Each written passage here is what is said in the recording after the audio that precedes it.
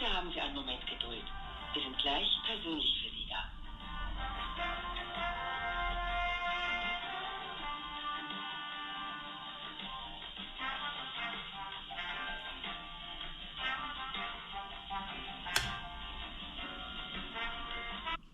Schönen guten Morgen, Sie sprechen Frau. Guten Morgen, Frau Meier hier. Wir sind gerade auf einer Radreise unterwegs und wir müssten mit dem Metronom am Samstag fahren. Und jetzt lese ich gerade in der Pressemitteilung, dass Sie keine Fahrräder mehr mitnehmen. Was machen wir denn jetzt? Von Emden nach Bremen fahren Sie mit dem Intercity. Genau. Da haben Sie auch einen Stellplatz und der bleibt auch, Der ja? bleibt, genau, richtig. Und dann stehen wir dann aber in Bremen. Nee, so schlimm stehen Sie nicht. Also, da gibt es ja Alternativen. Das heißt, ich suche mir jetzt den IC raus, den ich dann haben möchte, bestelle einfach nur einen Stellplatz und dann ist Können gut. Sie nicht. Das kann ich Ja, aber nicht. das können Sie nicht. Ach so. Das können Sie online nicht. Sie können das nicht. Also online nicht. Okay. Das kann nur. Ich kann das. Kriege ich rein. Kann ich Ihnen 2 Stellplätze buchen. Ach, perfekt. Kann ich. Und das bekomme ich dann per Das E-Mail.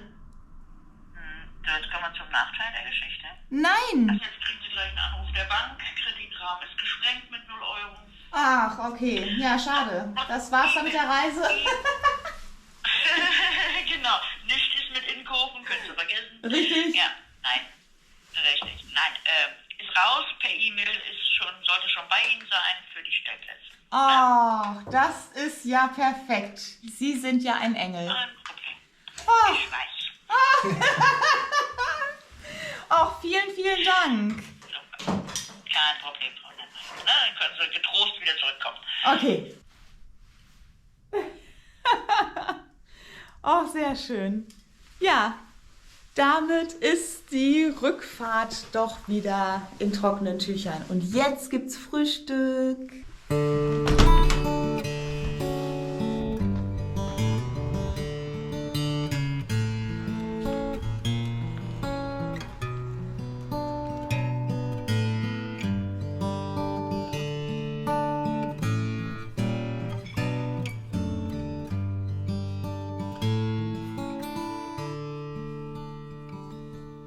Von Haaren aus geht es wieder am Dortmund-Ems-Kanal entlang über Laten zum Wallfahrtsort Hede, wo ein ganz besonderer Baum steht. Und ganz besonders schön geht es auch weiter über die Gutsanlage in Aschendorf nach Papenburg mit seinen tollen Kanälen und der berühmten Meierwerft. Unser heutiges Tagesziel ist der Campingplatz in Wehna. Und jetzt heißt es erstmal die Räder startklar machen.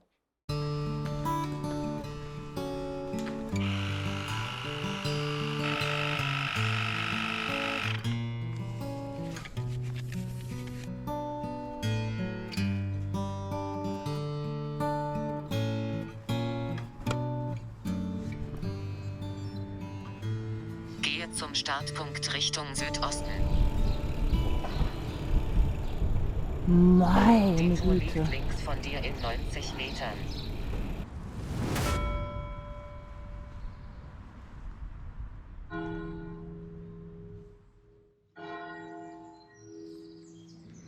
Das ist die St. Martinuskirche von 1911.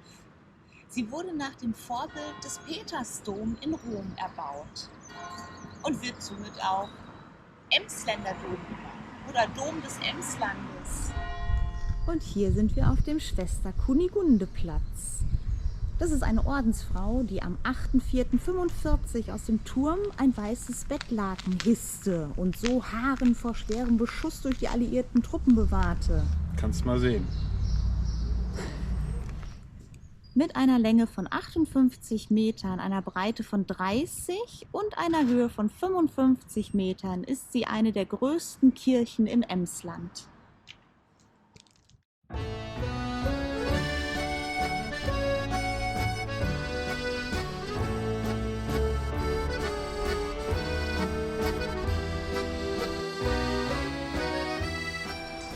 Jetzt geht es weiter über die maritime Meile.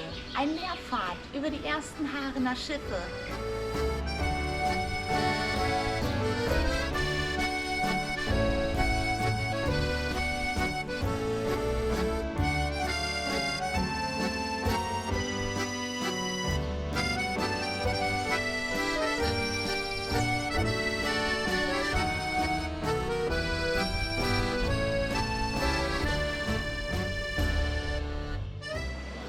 am Ende des 13 Kilometer langen Haaren-Rütenbrock-Kanals geht es zur historischen Schleuse.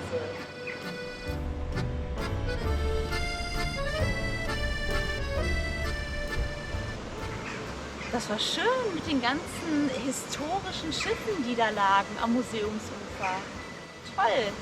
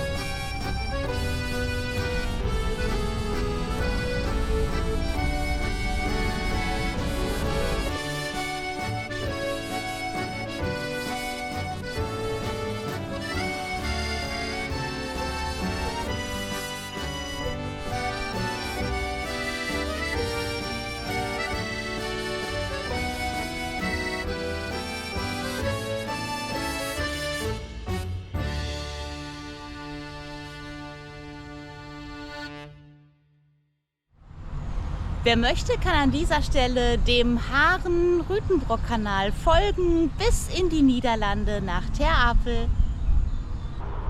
Obwohl ein kurzer Abstecher nach Holland bestimmt auch reizvoll gewesen wäre, bleiben wir dicht an der Ems, fahren vorbei an wunderschönen Pferdekoppeln und erreichen kurze Zeit später Haus Landegge. Das ist ein altes Rittergut. Na gut, heute ist da ein Café drin, aber es war mal ein Rittergut. Und da gibt es noch die kleine Kapelle und einen schönen historischen Weg, unter anderem bestückt mit Holzbohlen. Die wurden damals ausgelegt, weil das war ja hier komplett alles Moorgebiet. Und die wurden ausgelegt, damit die schweren Kutschen da nicht eingesunken sind.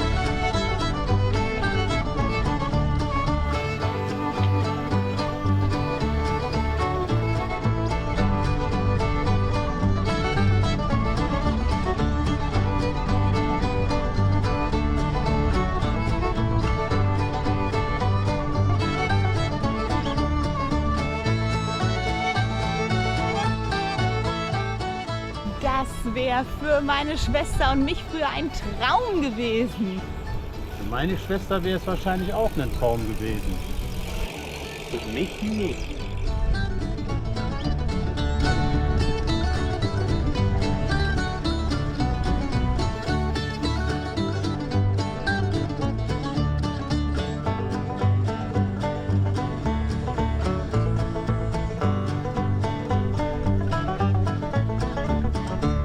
An dieser Stelle mündet der Dortmund-Ems-Kanal in die Ems.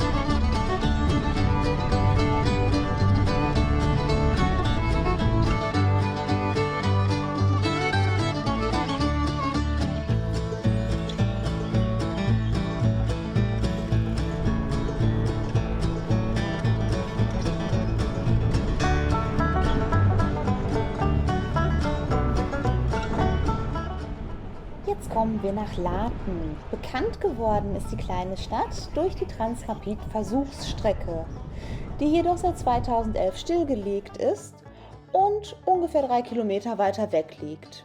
Deshalb begnügen wir uns mit dem schönen Marktplatz und dem Latener Fährmann, einem dezenten Hinweis auf den ehemaligen Fährbetrieb an der Ems.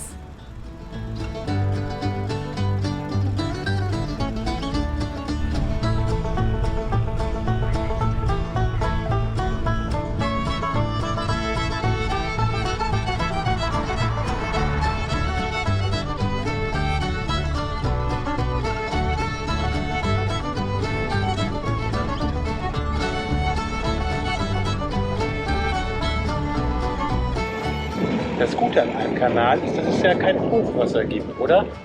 Das stimmt, aber was passiert, wenn es Hochwasser gibt, beziehungsweise was in früheren Zeiten passiert ist? Das sieht man da vorne. Es entstehen dann nämlich sogenannte Kolkteiche. Und da vorne ist die nächste Schleuse.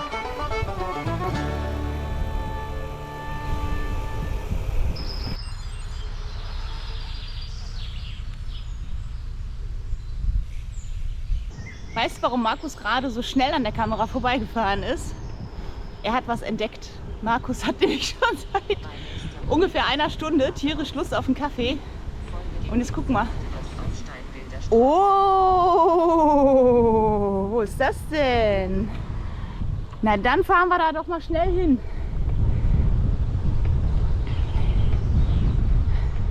Es liegt zwar nicht ganz auf unserer Strecke, aber den kleinen Abstecher gönne ich ihm. Einen Blick auf die Karte. Die Tour liegt hinter dir in 110 Metern.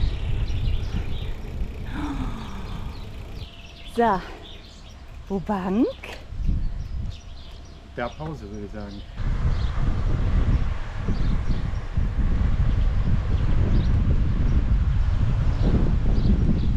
Es war kein Regen angesagt.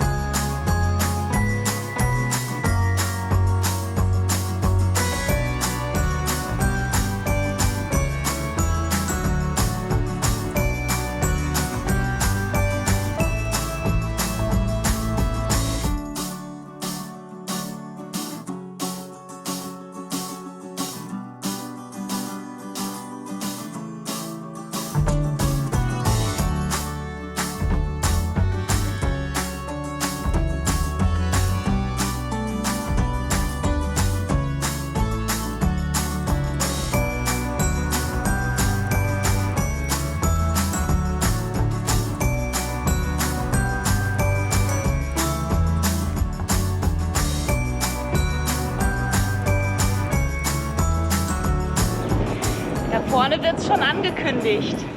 Gleich sind wir an der Ems-Kreuzung. Da kreuzt die Ems mit dem Küstenkanal. Und da müssen sich die Schiffe dann entscheiden, wo sie hin möchten. Entweder über die Ems zur Nordsee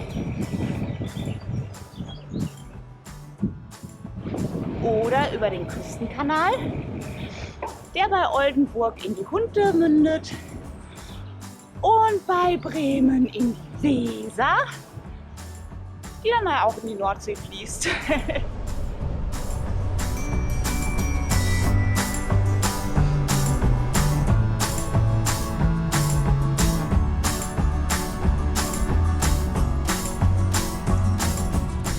Guck, von da vorne, wenn da ein Schiff von der Ems kommt, da runterfährt, kann es nach da kurz erst reinfahren, weil das ist meistens für die großen Frachter zu eng, um hier sofort um die Kurve zu fahren.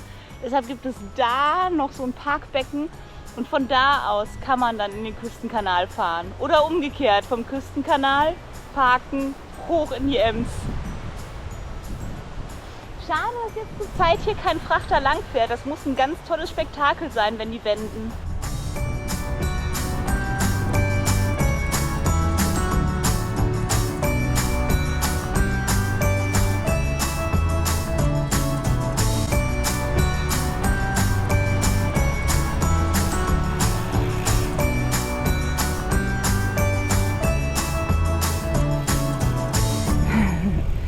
Und so sieht das aus, wenn der Herr Otto versucht, die Wasserflasche zurückzubringen. Oh, das ging.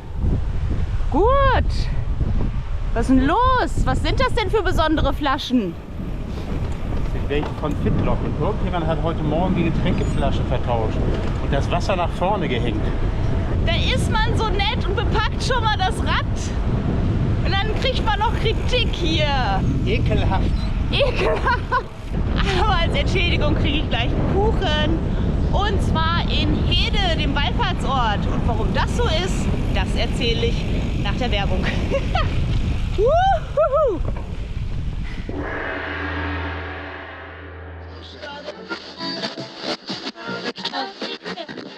Stopp! Das Suchen hat ein Ende, denn hier ist sie endlich. Die CD der Drahtesel-Bespaßer mit den größten Hits. Weine nicht, wenn der Regen fällt. Weine nicht, wenn der Regen fällt. Dam, dam, dam, dam. Rehe oder Rinder? Rehe oder Rinder? Ich kann es nicht sehen, aber es macht Spaß, nach ihnen zu sehen. Das epische Duett, die Sonne und du. Die Sonne und du Gehören dazu. Gehören dazu. Und nur auf dieser CD das meteorologische Antidiskriminierungschanson Gegenwind, den braucht man nicht, my darling. Gegenwind, den braucht man nicht, my darling. No, no, weil er Schmerzen in den Beinen macht. Yeah, yeah. Gegenwind, den braucht man nicht, my darling. Oh no. Weil schon morgen früh das Aufstehen Schmerzen macht.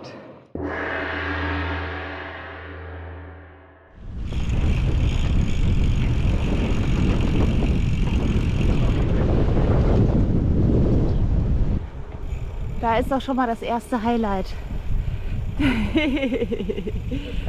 Das Café. Und da ist das zweite Highlight. Aber das gucken wir uns gleich erst an. Bei Komoot stand, man sollte unbedingt hier Pause machen und Kuchen essen. Mal gucken, was dieser Tipp wert ist.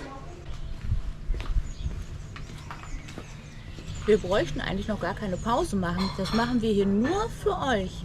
Wir essen nur für euch diesen Kuchen, um zu testen, ob der wirklich gut ist. Und er ist gut. Das stimmt.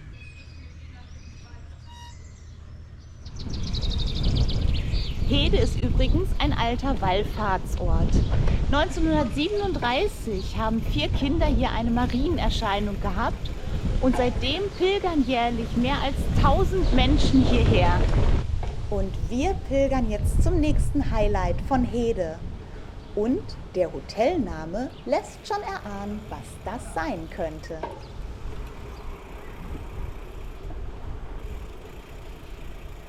Das da vorne ist natürlich auch ganz spannend, aber was mich interessiert, ist das.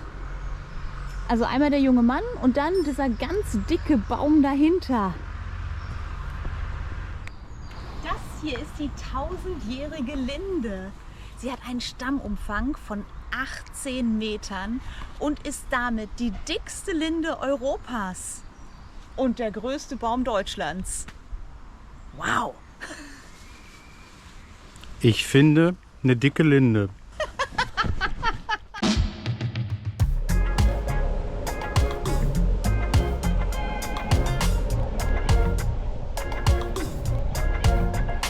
Do you watch it all?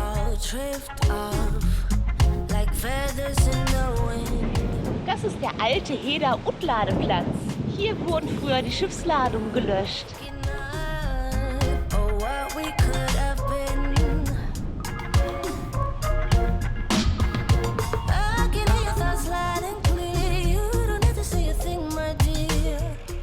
Und jetzt kommen wir zu Leerpünte. Das ist die einzige Seilzugfähre auf der schiffbaren Ems. Und früher wurden hier nicht nur Personen transportiert, sondern auch Waren und Tiere.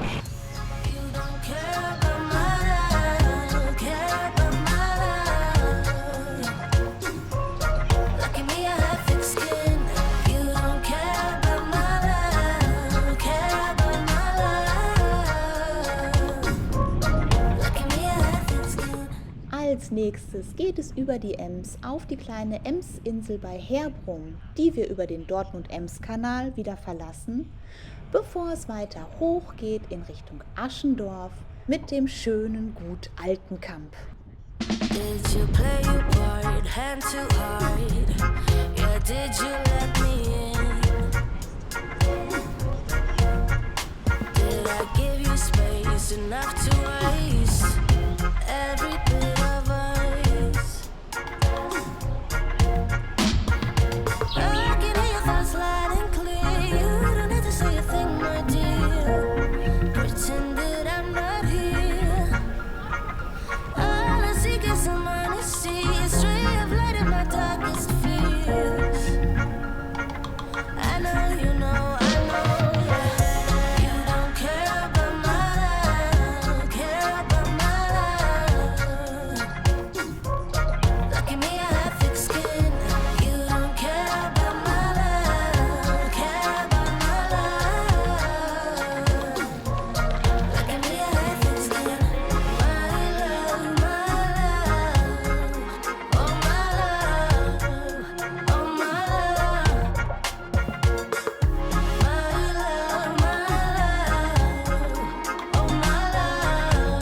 oh my love.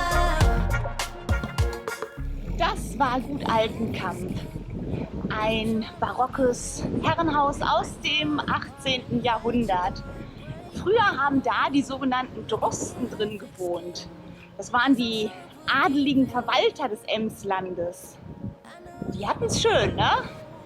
Und wir haben es gleich auch schön, denn es geht nach Papenburg, noch 5 Kilometer. Dann kommt ein Highlight, auf das ich mich schon seit Beginn dieser Reise freue. Und Markus ist gerade fast von einem E-Bike-Fahrer umgefahren worden. Das wäre dann kein Highlight dieser Reise geworden. Ne, vielleicht. Wenn die Lebensversicherung nicht ausgezahlt hätte.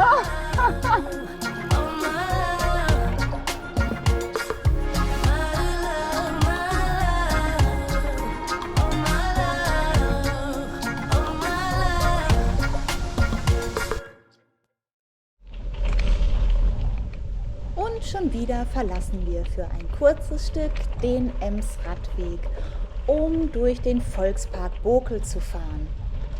Mit dem wunderschönen Baggersee und den herrlichen Brücken ist das ganz fantastisch, bevor es endlich nach Papenburg geht. Da sind wir nun endlich in der 35.000 Einwohnerstadt Papenburg, die älteste und längste Feenkolonie Deutschlands. Das hat nichts mit den Fabelwesen zu tun, sondern eine Feenkolonie ist eine Moorkolonie entlang eines Kanals. Denn 1631 ließ der damalige Drost des Emslandes, Dietrich von Velen, die Hochmoorfläche um die Wasserburg Papenburg trockenlegen, indem er Entwässerungskanäle zur Ems bauen ließ. Daraus entwickelte sich ein wichtiger Hafen, was man an den in Originalgröße nachgebauten Segelschiffen in den Kanälen im Zentrum sieht. Und an dem historischen Rathaus von 1913 im Barockstil kann man erkennen, wie reich man mit sowas wurde.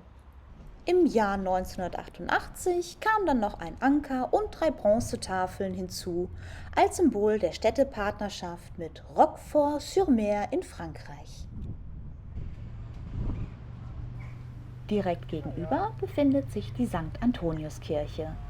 der Namensgeber der heilige Antonius von Padua ist.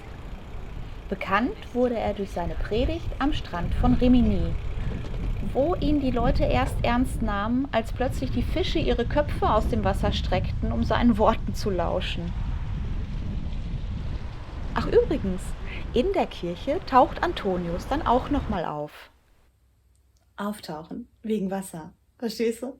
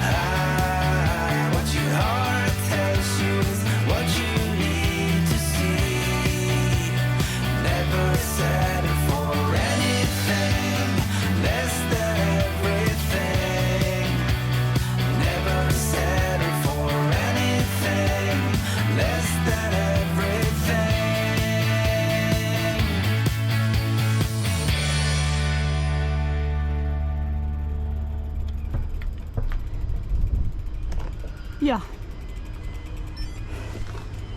Und jetzt? Ja. Treppensteigen würde ich sagen.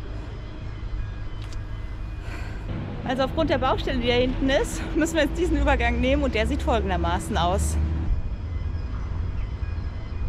Na, Prost Mahlzeit. Aber immerhin haben wir schon mal einen ersten schönen Blick auf die Meierwerft.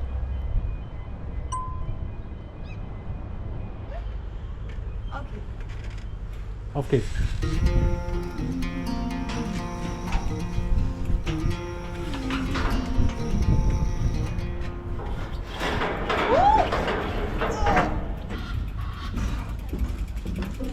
Meine Herren, wo 1795 noch Holzschiffe gebaut wurden, entstehen heute riesige Kreuzfahrtschiffe im weltgrößten Trockendock.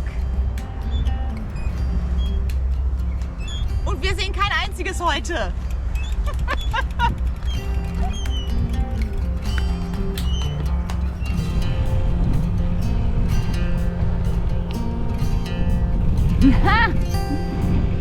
Ein altbekanntes Bild.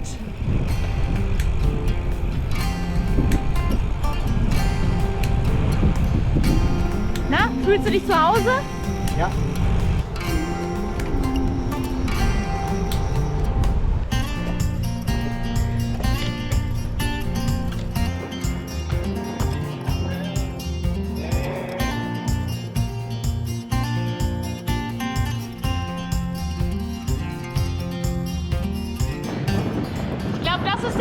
Unterschied zwischen Hamburgerisch und Ostfriesisch. Wir sagen Moin, die sagen Moin. Ja, hast du gerade nicht gehört? Ja. Ja, ne?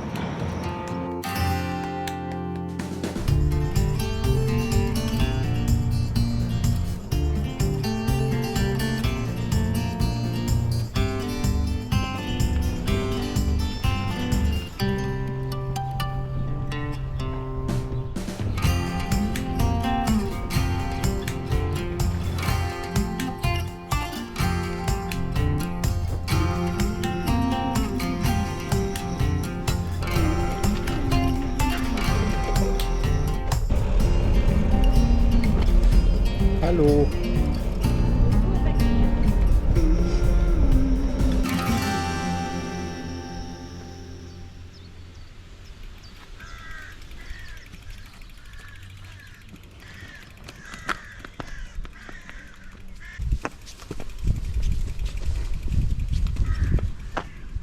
Tja, hier geht's nicht weiter. Denn im Dezember 2015 ist hier mal schön ein Schiff kollidiert mit dieser ehemaligen Eisenbahnbrücke. Die ist völlig zerstört worden. Man baut sie seitdem wieder neu auf. Geplantes Ende ist so ungefähr 2024. Blöd ist nur, das war auch die Möglichkeit für Radfahrer und Fußgänger rüberzukommen. Vor allem der Emsradweg ging ja auch rüber. In den Sommermonaten soll hier eine Fähre fahren für Fußgänger und Radfahrer. Ich habe jetzt keine gesehen, ich glaube es einfach mal. Der Emsradweg wird jetzt über die Alternativroute weitergeleitet, und zwar über die internationale Dollard-Route. Die Brücke war übrigens eine der längsten Eisenbahnklappbrücken Deutschlands mit 335 Metern. Und ersetzt werden soll sie jetzt durch die größte Drehbrücke Europas.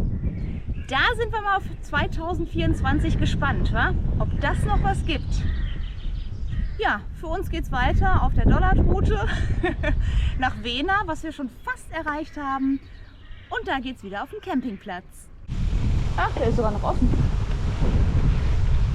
Jetzt sind wir schon am Campingplatz. Hoffentlich gibt es da einen Zeltplatz für uns, denn wir haben schon 6:30.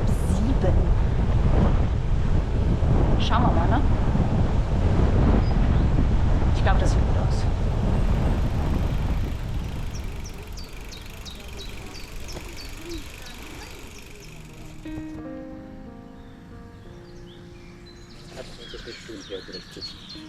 Das hast du uns sehr schön hergerichtet. Und jetzt gibt es einen leckeren Kakao.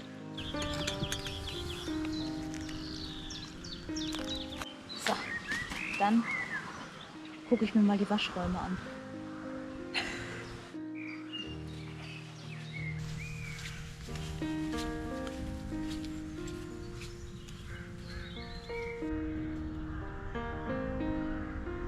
Okay.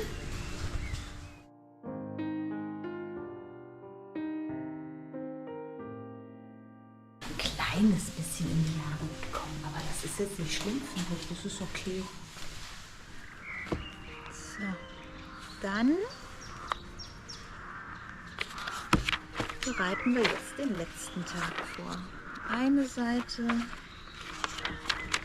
2 Seiten. Was habe ich denn morgen vor?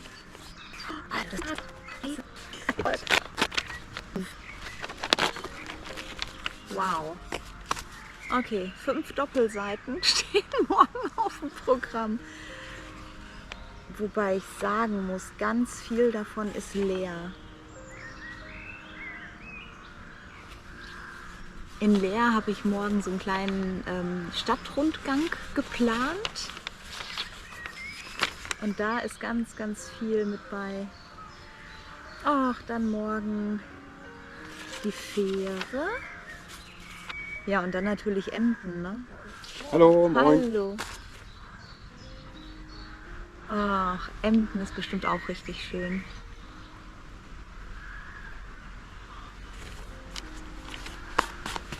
Ja. Letzter Tag, morgen auf dem Emsradweg.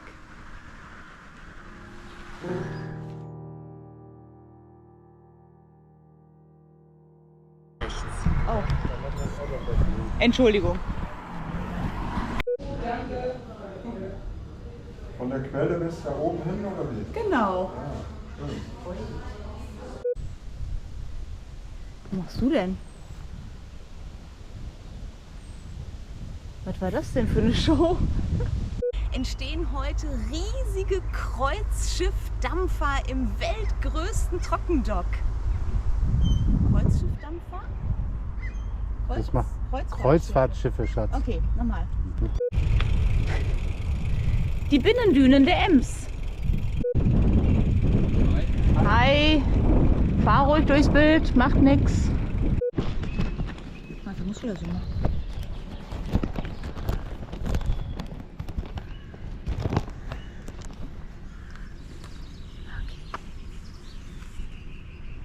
Innenbiene, ne? Ich finde, ich werde immer besser. Mhm.